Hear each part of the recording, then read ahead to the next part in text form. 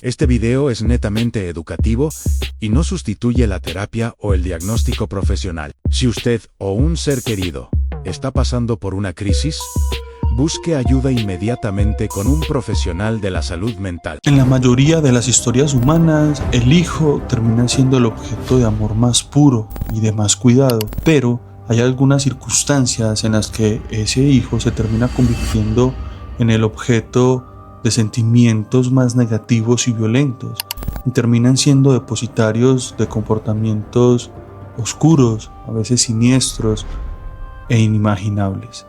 ¿Por qué terminan pasando estas situaciones, estas circunstancias que parecen ir en contra de la naturaleza misma? Soy Eduardo Guerrero, psicólogo clínico, y en el video de hoy hablaremos sobre el filicidio, uno de los comportamientos más siniestros y oscuros que puede tener el ser humano. El 27 de julio del 2025, en Manizales, Colombia, una madre a su hija en su apartamento.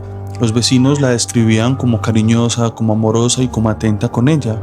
Sin embargo, habían versiones que nombraban que la madre estaba atravesando por una ruptura amorosa y desde entonces estaba un poco aislada a nivel emocional y socialmente hablando.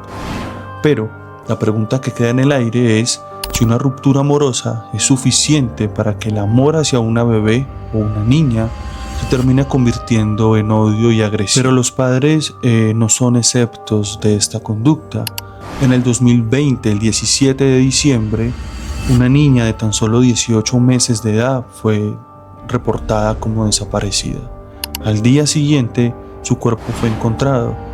Las investigaciones demostraron que el padre fue el culpable de esta situación. Estoy seguro que vos, como espectador, muchas veces has escuchado estos casos de filicidio en las noticias, en las redes sociales y demás. Y siempre la pregunta es, ¿cómo puede alguien, o incluso una madre o un padre, hacerle daño a su hijo? Como ven, en diferentes circunstancias los casos no son igual, no siempre son las mismas cosas o las mismas situaciones lo que llevan a una persona a actuar de esta manera. Así que vamos a revisar un poco la psicología y la psiquiatría que nos dicen al respecto. Quédate para tratar de entender este comportamiento tan atroz y que nos genera tantas incógnitas. Desde la psicología dinámica, el hijo es un objeto de amor primario, cargado de investidura afectiva, lo que en psicoanálisis llamamos catexia. En condiciones sanas, esa catexia se mantiene positiva, cargada de amor, de ternura y de protección, es decir, cumpliendo la función del rol materno o paterno. Pero cuando la madre atraviesa por una circunstancia traumática de su propia historia con el padre del hijo, es decir, con su pareja sentimental, o una situación adversa, el objeto de amor puede convertirse en un objeto de odio. Y así la catexia, en vez de investir afectos positivos, empieza a investir afectos negativos, porque psicológicamente hablando, se empieza a percibir ese objeto de amor, es decir, al niño y al hijo, como parte del dolor o como el causante de dicho dolor. Por eso, algunas madres empiezan a considerar que si no estuviera el niño, sus vidas fueran diferentes, que están con la pareja que están porque el niño nació, y así sucesivamente. Empiezan a responsabilizar y a culpar al niño o a la niña de las decisiones que tomaron, de hacerlos cargos y responsables del trabajo que tienen, de la pareja que tienen, de la vida económica que tienen, etc.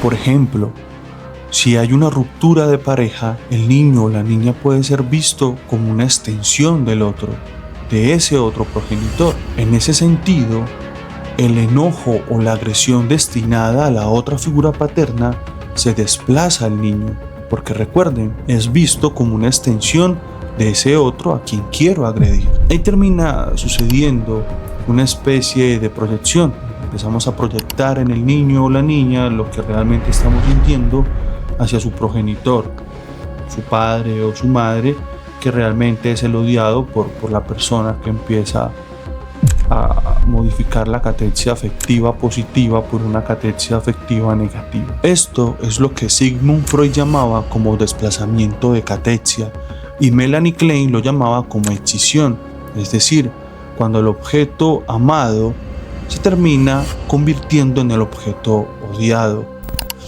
Esto podría explicar lo que hoy comúnmente llamamos como violencia vicaria, en donde termino agrediendo al hijo o a la hija como una forma de agredir a la otra figura paterna o materna. En estados de psicosis o crisis emocionales intensas, la capacidad de distinguir entre la realidad y la fantasía se pierde.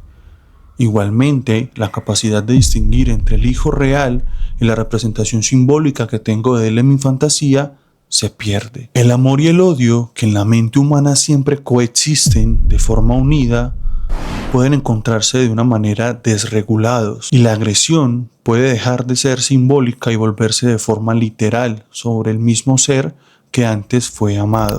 El hijo, entonces, deja de ser percibido como un sujeto y se empieza a percibir en la mente, fracturada, como un contenedor de dolor, de ira y de furia. En contextos, como lo mencionaba ahorita, de violencia vicaria, el hijo puede volverse la forma más común y directa de castigar a la otra persona, a la otra pareja o al otro padre del niño, usando al hijo como el objeto más cargado emocionalmente hablando, es decir, como la persona que recibe más afectos de ambos progenitores. En casos de consumo de sustancias psicoactivas, la capacidad de controlar impulsos y de procesar emociones se debilita y la mente queda aún más fracturada, lo que termina llevando a las representaciones mentales de una forma distorsionada, lo que termina generando representaciones mentales muy distorsionadas. Entonces, para concluir un poco, tenemos 4 factores que pueden ser la causa de este tipo de comportamientos. Ahora, no está de más recalcar que en cada historia, en cada situación, hay una explicación individual. Como todo en psicología, se resume a la historia de la persona involucrada. No todos nos comportamos o nos gustan las cosas por las mismas causas, pero hay 4 factores que podemos tener en cuenta a la hora de indagar qué llevó a la violencia vicaria, sostenidos por diversos estudios, claro está. Número 1. Consumo de sustancias psicoactivas. Puede ser un factor que indica alto riesgo de que una madre o un padre puede llegar a cometer violencia vicaria o filicidio. 2. La violencia vicaria en sí misma. A veces la persona no quiere asesinar a su hijo o a su hija, solo quiere generarle dolor a su expareja o al padre o a la madre del niño, pero se exceden porque no tienen el control de impulsos regulados y su mente ya está fracturada y terminan cometiendo lo que llamamos como filicidio. 3. Nunca está de más mencionar la psicopatía. Los psicópatas no tienen la capacidad de distinguir el dolor ajeno y el dolor propio. Simplemente los demás son objetos para su beneficio propio. Y la 4ª causa es padecer de un trastorno mental no tratado. No estamos rotulando padecer de un diagnóstico.